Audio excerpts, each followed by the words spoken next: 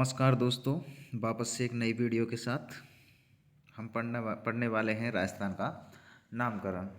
दोस्तों, मैंने आपको ये पहले भी समझा दिया गया था, लेकिन कुछ लोगों की कमेंट आ रही थी कि ठीक से नहीं समझा पाए, तो वापस से ये वीडियो बनाना पड़ा। देखिएगा, हमारा टॉपिक है वापस राजस्थान का नामकरण। सभी जुड़ जाइए।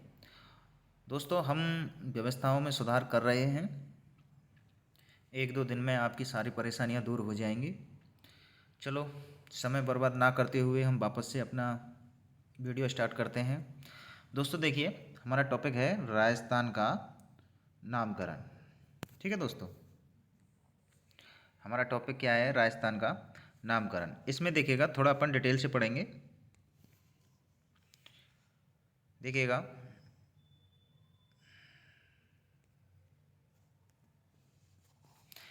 वैदिक काल ऋग्वेद में राजस्थान क्षेत्र को ब्रह्मवर्त के नाम से जाना जाता था। किस नाम से? ब्रह्मवर्त के नाम से जाना जाता था। देखिएगा, रामायण में वाल्मीकि ने राजस्थान प्रदेश को क्या कहा था? आपके मरुकांतर। क्या कहा था? मरुकांतर। ठीक है भाई, मरुकांतर कहा था। आगे देखिए, राजस्थान को मरु प्रदेश, मरु, मरुवार, रायथान, राजपूताना, रजवाड़ा इत्यादि नामों से भी जाना जाता है। किन किन से? मरु, मरु प्रदेश, मरुवार, रायथान, राजपूताना और रजवाड़ा आदि नामों से भी आज तक जाना जाता है। आगे नाम आता है आपके, देखिएगा, राजस्थानियादित्य। दोस्तों, इसके बारे में अपन थोड़ी सी जानकारी करें तो देखिएगा, 682 ईस्वी में, कितने में? 682 ईस्वी में खीमल माता मंदिर है एक, और वो है आपके बसंतगढ़ सिरोही सिरोही में। पर उत्कीर्ण यानी खीमल माता के मंदिर में उत्कीर्ण बसंतगढ़ शिलालेख में राजस्थान को संस्कृत भाषा में राजस्थानियादित्य नाम दिया गया था। क्या नाम दिया गया था दोस्तों? राजस्थानियादित्य नाम दिया गया था। कौन सी भाषा में? संस्कृत भाषा में। ठीक है, आगे देखिएगा, राजस्थान के प्रथम ऐतिहासिक ग्रंथों की अगर बात की जाए तो दोस्तों देखिए, मुहनोत नैन्सी रिख्यात, ये 1665 ईस्वी में लिखा गया। मुहनोत नैन्सी, इसे राजस्थान का अबुल फजल भी कहते हैं। क्या कहते हैं इसको? राजस्थान का अबुल फजल भी कहा जाता है। किसको? मुहनोत नैन्सी को। एक ग्रंथ मिलता है आपके, राजरूपक ग्रंथ। क्या मिलता है? राजरूपक ग्रंथ। इस राजरूपक ग्रंथ जो 1731 ईस्वी में वीरभान द्वारा रचा गया, इन दोनों में पहली बार राजस्थान शब्द का क्या हुआ था दोस्तों? प्रयोग हुआ था। ठीक है, देखिएगा, कहाँ पे? मुहनोत नैन्सी रिख्यात किसने लिखा? मुहनोत नैन्सी ने। कब? 1665 में। और एक है आपके राजरूपक ग्रंथ 1731 में वीरभान द्वारा रचित। इन दोनों में राजस्थान शब्द का प्रयोग हुआ है। ठीक है, आगे चलते हैं। आगे देखते हैं, ये आप डायग्राम देख सकते हो। ये अपन के जॉर्ज थॉमस, इसमें देखिए, जॉर्ज थॉमस कहाँ के निवासी थे? आयरलैंड के। कहाँ के? आयरलैंड के। अगर बात करें आयरलैंड से अपन के भारतीय संविधान में क्या लिए गए हैं, आपको पता होगा, नीति निर्देशक तत्व। ठीक है, क्या लिए गए हैं? नीति निर्देशक तत्व। कहाँ से लिए गए हैं? आपके आयरलैंड से। ठीक है, और आपने नाम सुना होगा एनी बिसेंट। क्या? Any Besant. ठीक है, एनी बिसेंट भी कहाँ की थी? आपके एनी बिसेंट भी कहाँ की थी? आयरलैंड की। ठीक है, तो जो नीति निर्देशक तत्व हैं 36 से 51, आर्टिकल 36 से 51 तक भारतीय संविधान में, वो भी कहाँ से लिए गए हैं? आयरलैंड से। अब बात करते हैं इसके बारे में, जॉर्ज थॉमस के बारे में। दोस्तों, जॉर्ज थॉमस ने ग्वालियर के पश्चिम में स्थित राजपूत रियासतों के समूह को सन 1800 ईस्वी में राजपूताना नाम से संबोधित किया था। क्या किया था? राजपूताना नाम से संबोधित किया था। ये मौखिक रूप से किया था। उस समय जॉर्ज थॉमस ग्वालियर के मराठा शासक दौलतराव सिंधिया का अंग्रेजी कमांडर था। क्या था? अंग्रेजी कमांडर। मृत्यु कहाँ हुई इसकी? राजस्थान के बीकानेर में। कहाँ पे? राजस्थान के बीकानेर में। ठीक है, आगे देखिएगा। आगे बात करें विलियम फ्रैंकलिन। क्या? William Franklin. विलियम फ्रैंकलिन ने 1805 ईस्वी में एक पुस्तक लिखी, ठीक है, और उस पुस्तक का नाम था military memoirs of George Thomas. में लिखा है कि जॉर्ज थॉमस पहला व्यक्ति था, कौन सा व्यक्ति, पहला व्यक्ति था जिसने राजपूताना शब्द का प्रयोग किया। क्या किया, राजपूताना शब्द का प्रयोग किया, अर्थात राजपूताना शब्द का सर्वप्रथम लिखित प्रमाण हमें 1805 ईस्वी में ही मिलता है। कब, 1805 ईस्वी में। आगे देखिएगा, आप इसका स्क्रीनशॉट ले सकते हो। आगे बात करें, इस पुस्तक का प्रकाशन लॉर्ड वेलेजली ने किया था, यानी कि इस पुस्तक का प्रकाशन किसने किया था, लॉर्ड वेलेजली ने। ठीक है दोस्तों, अब बात करते हैं आगे कर्नल जेम्स टॉड की। तो दोस्तों देखिएगा, कर्नल जेम्स टॉड को घोड़े वाले बाबा, कौन से बाबा, घोड़े वाले बाबा, राजस्थान के इतिहास का जनक या पितामह भी कहा जाता है। दोस्तों यहीं पे आपको मैं एक बात और बताता हूँ कि देखिएगा, एक तो राजस्थान के इतिहास का जनक तो कौन हो गया, कर्नल जेम्स टॉड। अगर भारतीय इतिहास के जनक की बात की जाए तो भारतीय इतिहास का जनक आता है दोस्तों वेद व्यास। क्या आता है, वेद व्यास जी। ठीक है भाई साहब, क्या आता है, वेद व्यास जी। ओके, अब बात करें विश्व इतिहास का जनक, तो दोस्तों विश्व इतिहास के जनक की बात करें तो यहाँ पे अपन पढ़ते हैं क्या, हेरोडोट्स, हेरोडोट्स। ठीक है भाई, विश्व इतिहास के जनक की बात करें तो कौन आते हैं, हेरोडोट्स। ठीक है, अब देखिएगा आगे, इसको घोड़े वाले बाबा, राजस्थान के इतिहास का जनक, पितामह इत्यादि नामों से भी जाना जाता है। इसका जन्म कब हुआ दोस्तों, 20 मार्च 1782 को। कब, 20 मार्च 1782 को। जानकारी के लिए और बता दूं कि 20 मार्च यानी कि 2 दिन बाद 22 मार्च को जल दिवस भी मनाया जाता है। कब मनाया जाता है जल दिवस, 22 मार्च को। ठीक है, और तो इसका जन्म हुआ था 20 मार्च 1782 को स्कॉटलैंड के इस्लिंगटन अर्थात इंग्लैंड में। ठीक है दोस्तों, मृत्यु, दिन रात पुस्तकों और अनुसंधान में डूबे रहने वाले इस अद्वितीय अंग्रेज इतिहासकार की मृत्यु केवल 13 वर्ष की, कितनी, केवल 13 वर्ष की उम्र में 17 नवंबर 1835 को इंग्लैंड में हुई। अर्थात कर्नल जेम्स टॉड की मृत्यु कहाँ हुई, आपके इंग्लैंड में। ठीक है, आगे देखिएगा, भारत में कोलकाता, हरिद्वार और दिल्ली इनके प्रमुख कार्य क्षेत्र रहे थे। भारत में कर्नल जेम्स टॉड के कार्य क्षेत्र कहाँ रहे थे, कोलकाता, हरिद्वार और दिल्ली। ठीक है, आगे देखिएगा, पत्नी का नाम था इनकी का, क्या नाम था पत्नी का, जूलिया वल्टर बक। क्या नाम था, जूलिया कल्टर बक, माफ़ी चाहता हूँ थोड़ा मिस्टेक हो गई, जूलिया कल्टर बक इनकी क्या थी, पत्नी का नाम था। ठीक है दोस्तों, अब चलते हैं आगे। देखिएगा, राजस्थान और कर्नल जेम्स टॉड का इतिहास देखिएगा, सन 1806 ईस्वी में, कब, 1806 ईस्वी में अपनी फौज की नौकरी के दौरान पहली बार उदयपुर पहुँचे। कहाँ पे, उदयपुर, और उदयपुर की स्थापना किसने की थी, महाराणा उदय सिंह ने। ठीक है, आगे देखिएगा, राजस्थान में पहली बार 1817 में, कहाँ पे, पहली बार 1817 में मेवाड़, हाड़ौती, कोटा बूंदी क्षेत्र में रेजिमेंट के पद पर नियुक्त हुए। कौन, कर्नल जेम्स टॉड। कब, 1817 में। ठीक है, आगे देखिएगा,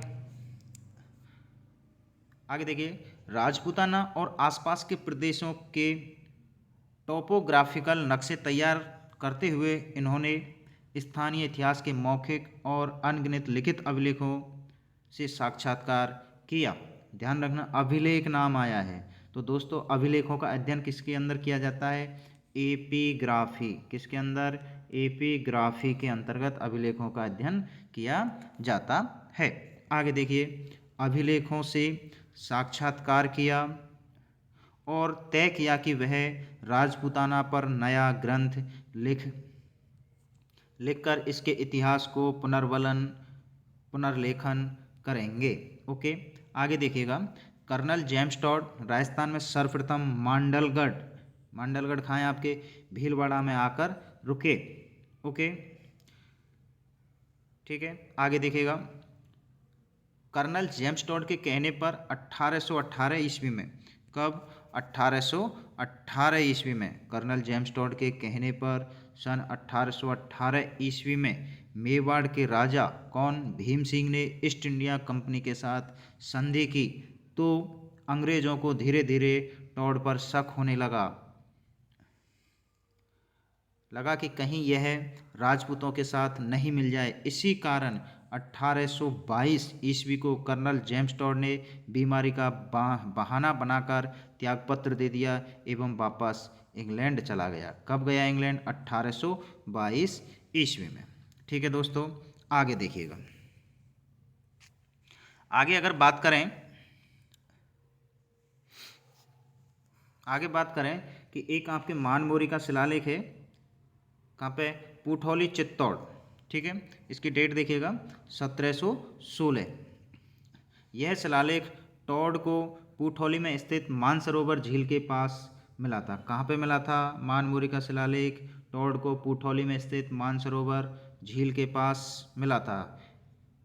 टॉड इस शिलालेख को इंग्लैंड ले जा रहा था, लेकिन भारी होने के कारण इस शिलालेख को टॉड ने समुद्र में फेंक दिया था। देखो, कई परीक्षा में प्रश्न पूछा गया है कि कर्नल जेम्स टॉड ने किस शिलालेख को समुद्र में फेंका था, तो वो कौन सा था? मानमोरी का शिलालेख।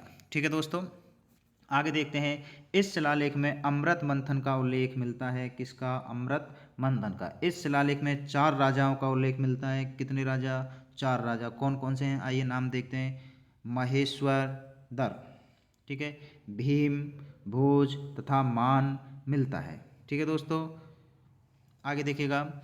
इंग्लैंड जाकर कर्नल जेम्स टॉड ने राजस्थान से जुटाई हुई ऐतिहासिक सामग्री का अध्ययन किया और एक पुस्तक तैयार की, जिसे सन 1829 ईस्वी में जेम्स क्रुक ने लंदन से, कौन सी पुस्तक थी? The annals and antiquities of Rajasthan. ठीक है, तो दोस्तों इस पुस्तक के नाम को आप याद कर लेना, the annals and antiquities of Rajasthan के नाम से प्रकाशित किया, जिसमें राजस्थानी इतिहास को रोमन लिपि में लिखा गया है। कौन सी लिपि में? रोमन लिपि में। इसी पुस्तक को इस पुस्तक का दूसरा नाम भी मिलता है दोस्तों। क्या नाम मिलता है? The central and western Rajput state of India. क्या नाम मिलता है? The central and western Rajput state of India के नाम से भी जाना जाता है। कौन सी पुस्तक को? The annals and antiquities of Rajasthan को, उसी का दूसरा नाम ये मिलता है। ठीक है दोस्तों, आगे अगर बात करें, देखिएगा, यह पुस्तक 2 भागों में प्रकाशित हुई और दोनों भागों में टोटल 85 अध्याय हैं। कितने अध्याय? 85। चलो देखते हैं। प्रथम भाग 1829 में प्रकाशित हुआ था। कब हुआ था? 1829 में। इस भाग में राजपूताने की भौगोलिक स्थिति, वंशावली व मेवाड़ के इतिहास का वर्णन है। ठीक है, पुनः सुन लो। 1829 ईस्वी में प्रकाशित इस भाग में राजपूताने की भौगोलिक स्थिति, वंशावली एवं मेवाड़ के इतिहास का क्या है दोस्तों? वर्णन है। ठीक है, आगे देखिएगा। दूसरे भाग को बात करें, द्वितीय भाग की, तो 1834 ईस्वी में प्रकाशित इस भाग में मारवाड़, बीकानेर, जालौर, जैसलमेर, अजमेर आदि के इतिहास का क्या है? वर्णन है। ठीक है, अब देखिएगा कुछ महत्वपूर्ण तथ्य। अगर महत्वपूर्ण तथ्यों की बात करें तो दोस्तों देखिएगा, इस पुस्तक में राजपूताना भूभाग के लिए रायथान, रजवाड़ा, राजस्थान शब्द का उल्लेख मिलता है। राजस्थान का शाब्दिक अर्थ राजाओं का आवास होता है, अर्थात राजाओं का निवास का प्रयोग इसी पुस्तक में मिलता है। इसी पुस्तक में इनका सभी का क्या मिलता है? नाम मिलता है। ठीक है, और राजस्थान में पाई जाने वाली, देखिएगा, राजस्थान में पाई जाने वाली जागीरदारी, सामंतवादी, जमींदारी, फ्यूडिलिज्म व्यवस्था का उल्लेख भी इसी पुस्तक के अंतर्गत मिलता है। ठीक है दोस्तों, आगे देखते हैं। Annals and antiquities of Rajasthan पुस्तक, कौन सी पुस्तक? The annals and antiquities of Rajasthan पुस्तक मूलतः किस भाषा में लिखी गई थी? ये अंग्रेजी में लिखी गई थी, जिसका पहली बार हिंदी अनुवाद कब हुआ था दोस्तों? पहली बार हिंदी अनुवाद कब हुआ? ये बहुत इंपॉर्टेंट क्वेश्चन है दोस्तों, इसको बिल्कुल याद कर लो। 1908 ईस्वी में। कि कब हुआ? 8 में। अच्छा, किसने किया, देखिएगा, पुनः देखिएगा, किसने किया, पंडित गौरी शंकर हीराचंद ओझा ने इसका हिंदी में क्या किया, हिंदी में वर्णन किया। आगे देखिए, ओझा जी मूलतः कहाँ के निवासी थे, सिरोही के रोहिड़ा गांव के निवासी थे। कहाँ के, सिरोही के रोहिड़ा गांव के निवासी थे। ठीक है दोस्तों, आगे देखिएगा, इस पुस्तक को हिंदी में प्राचीन राजस्थान का विश्लेषण कहते हैं। कौन सी पुस्तक को, the annals and antiquities of Rajasthan पुस्तक को। आगे देखिएगा, देखिए दोस्तों, annals and antiquities of Rajasthan पुस्तक को कर्नल जेम्स टॉड ने अपने गुरु, ये भी बहुत अच्छा क्वेश्चन है, अपने गुरु गुरु जैन यति ज्ञानचंद्र, कौन से, गुरु जैन यति ज्ञानचंद्र मांडलगढ़ भीलवाड़ा को समर्पित की थी। ओके दोस्तों, यानी कि कर्नल जेम्स टॉड ने अपनी पुस्तक को किसे समर्पित किया, तो दोस्तों ध्यान रखना, गुरु जैन यति ज्ञानचंद्र को समर्पित किया। आगे देखिएगा, 1835 ईस्वी में कर्नल जेम्स टॉड की मृत्यु होने के पश्चात 1839 ईस्वी में उनकी दूसरी पुस्तक पश्चिम भारत की यात्रा अर्थात ट्रेवल इन वेस्टर्न इंडिया का प्रकाशन उनकी पत्नी जूलिया कल्टरबर्ग ने किया, जिसमें राजपूती परंपराओं, अंधविश्वासों, आदिवासियों के जीवन, मूर्तियों आदि का इतिहास है। इस क्वेश्चन को आप याद कर लें दोस्तों, बिल्कुल किसी न किसी एग्जाम में ज़रूर पूछा जाता है। ठीक है, कौन सा, 1835 ईस्वी में कर्नल जेम्स टॉड की मृत्यु होने के पश्चात 1839 में उनकी दूसरी पुस्तक पश्चिम भारत की यात्रा ट्रेवल्स इन वेस्टर्न इंडिया का प्रकाशन उनकी पत्नी जूलिया, क्या नाम था, जूलिया कल्टरबर्ग ने किया, जिसमें राजपूती परंपराओं, अंधविश्वासों, आदिवासियों के जीवन, मूर्तियों आदि का इतिहास मिलता है। आगे देखिए, कर्नल जेम्स टॉड ने 24 वर्ष तो दोस्तों भारत में बिताए थे, कितने वर्ष, 24, और 18 वर्ष उसने कहाँ बिताए थे, हमारे राजस्थान में बिताए थे। ठीक है दोस्तों, चलते हैं आगे। अब देखिए, कर्नल टॉड और अजमेर का कस्बा टॉडगढ़, कौन सा कस्बा, टॉडगढ़।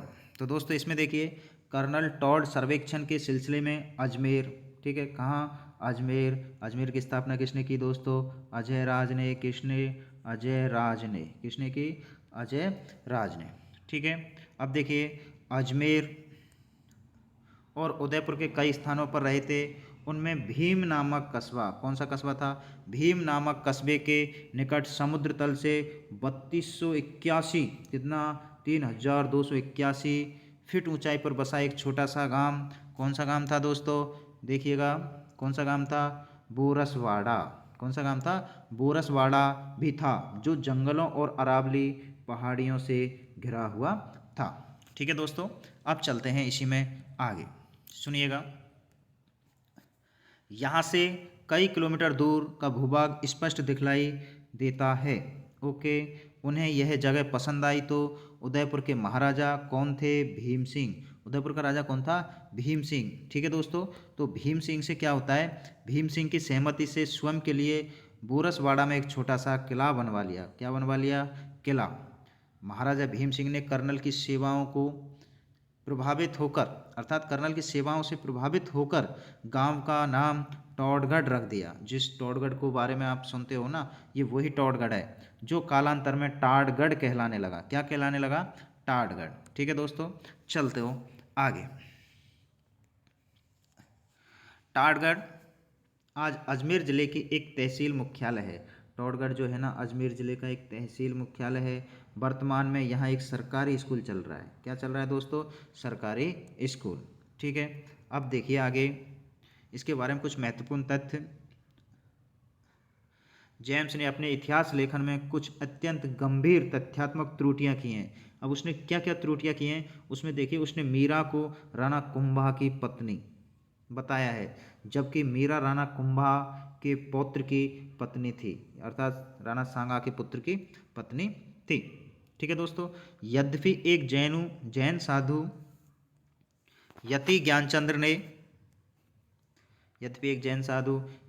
ज्ञानचंद्र ने राजस्थान के इतिहास लेखन में जेम्स की बड़ी सहायता की, किंतु स्वयं जैन धर्म के बारे में टॉड की जानकारी गलत थी। क्या थी, टॉड की जानकारी क्या थी दोस्तों, गलत थी। उसने जैन धर्म को बौद्ध धर्म का अंग कहा है और पार्श्वनाथ को 23वां तीर्थंकर बताया है। ठीक है दोस्तों। अच्छा 23वां तो हो गया, 24वां कौन है? चलो कमेंट करके बताना 24वां तीर्थंकर कौन है। देखिए आगे, देखिए पहली बार राजस्थान शब्द का प्रयोग राजस्थान के एकीकरण के द्वितीय चरण में, द्वितीय चरण कब था? 25 मार्च 1948 को गठित पूर्व राजस्थान संघ में दिया गया। कब? 25 मार्च 1948 को। आपको पता होना चाहिए राजस्थान के एकीकरण का जो एकीकरण पूरा हुआ वो कितने चरणों में हुआ? कुल 7 चरणों में हुआ। टाइम कितना लगा? 8 वर्ष 7 माह और 14, कितना? 8 7 14। राजस्थान के एकीकरण कुल समय कितना लगा? 8 वर्ष 7 माह और 14 दिन। ठीक है दोस्तों। 30 मार्च 1949 को, कब? 30 मार्च 1949 को 4 बड़ी रियासतें जयपुर, जोधपुर, जैसलमेर एवं बीकानेर का राज्य में विलय होने के बाद बृहद राजस्थान का क्या हुआ दोस्तों? गठन हुआ। क्या हुआ? बृहद राजस्थान का गठन हुआ। तभी से 30 मार्च को प्रति वर्ष क्या मनाया जाता है? आपके राजस्थान दिवस मनाया जाता है। अर्थात राजस्थान दिवस कब मनाते हैं हम? 30 मार्च को। ठीक है दोस्तों, आगे चलते हैं। देखिएगा 24 जनवरी 1950 को सत्यनारायण राव समिति की सिफारिश पर भारत सरकार ने राजस्थान शब्द को सर्वप्रथम संवैधानिक तौर पर मान्यता दी। बहुत इम्पोर्टेंट। ठीक है, इसको याद कर लें। 26 जनवरी 1950 को सत्यनारायण राव समिति की सिफारिश पर भारत सरकार ने राजस्थान शब्द को सर्वप्रथम संवैधानिक तौर पर मान्यता दी। ठीक है दोस्तों, आगे चलते हैं। राज्य के पहले राज प्रमुख जयपुर के महाराजा सवाई मानसिंह, कौन? सवाई मानसिंह एवं प्रथम प्रधानमंत्री मुख्यमंत्री श्री हीरालाल शास्त्री बने। ठीक है दोस्तों, आगे देखिएगा 1952 में हुए आम चुनावों के बाद प्रथम निर्वाचित मुख्यमंत्री श्री टीकाराम पालीवाल बने। दोस्तों ऐसे क्वेश्चन आता है कि राजस्थान के प्रथम निर्वाचित मुख्यमंत्री कौन बने, तो उसका आपको याद रखना है, मुख्यमंत्री श्री टीकाराम पालीवाल बने। राजस्थान के एकीकरण के समय अर्थात 1 नवंबर 1956, कब हुआ था राजस्थान का एकीकरण पूरा? 1 नवंबर 1956 को। के समय राज्य में कितने जिले थे? 26 जिले थे। ठीक है, और ये 26वां जिला उसी समय बनाया गया था। ठीक है, उससे पहले कितने थे? 25। 26 जिले, 26वां जिला अजमेर व 5 संभाग थे। 1 नवंबर 1956 को संपूर्ण एकीकरण के पश्चात इसका वर्तमान स्वरूप सामने आया। क्या आया? वर्तमान स्वरूप सामने आया। और वैधानिक रूप से इस प्रदेश का नाम क्या पड़ा दोस्तों? राजस्थान पड़ा। इसलिए प्रतिवर्ष राजस्थान स्थापना दिवस 1 नवंबर को मनाया जाता है। दोस्तों वो 30 मार्च राजस्थान दिवस था, बात कर रहे हैं यहाँ पे स्थापना दिवस। ठीक है, तो इस चीज़ को लेकर आप कंफ्यूज ना हो। 1 नवंबर 1956 को राज्य पुनर्गठन के बाद 1 नवंबर 1956 को राज्य पुनर्गठन के बाद राज प्रमुख का पद समाप्त कर दिया। वे राज्यपाल का पद क्या किया? सृजित किया। ठीक है, और ध्यान रखना राजस्थान के प्रथम जो राज्यपाल बने वो कौन बने दोस्तों? राजस्थान के प्रथम राज्यपाल बने सरदार गुरुमुख निहाल सिंह राज के पहले राज्यपाल बने। ठीक है दोस्तों, ध्यान रखना 1 नवंबर 1956 को। और मुख्यमंत्री कौन बने थे उस समय 56 में? श्री मोहनलाल सुखाड़िया। ठीक है दोस्तों, तो ये आप क्या करें? याद कर लें। ठीक है दोस्तों, मुझे उम्मीद है कि आपको मेरी क्लास पसंद आ रही होंगी। ठीक है, और इससे भी बेहतर पढ़ाने का प्रयास करूँगा। आप हमारे चैनल पे बने रहें। ठीक है, और ज़्यादा से ज़्यादा लोगों को जोड़ते रहें। आपके लिए लाइव क्लास भी लिया करूँगा। अभी 1-2 दिन बाद में आपकी लाइव क्लास लिया करूँगा। ठीक है, उस समय आप अपने प्रश्न भी पूछ सकते हो। ठीक है दोस्तों, आप इनको एक बार अपनी कॉपी में नोट डाउन भी कर सकते हो। देखिएगा, अगर कॉपी में लिखना चाहो तो इस तरीके से मैं धीरे धीरे इसको आगे बढ़ा रहा हूँ वीडियो को। आप धीरे धीरे इनको रोक रोक करके इस तरीक़ा से आप लिख सकते हो। ठीक है दोस्तों, हमारी क्लास को अपने दोस्तों के साथ भी शेयर करें। धीरे धीरे आप एक नोटबुक बना लें। मैं आपको टॉपिक वाइज पढ़ाया करूँगा। अभी थोड़ा सा टॉपिक शायद कल से मैं आपको आपके हिसाब से एक एक टॉपिक को समझाया करूँगा। ठीक है दोस्तों, आप निश्चिंत रहें, आपको ज़रूर इस चैनल पर कुछ न कुछ ज़रूर सीखने को मिलेगा। ठीक है दोस्तों, चलो धन्यवाद, शुभ रात्रि।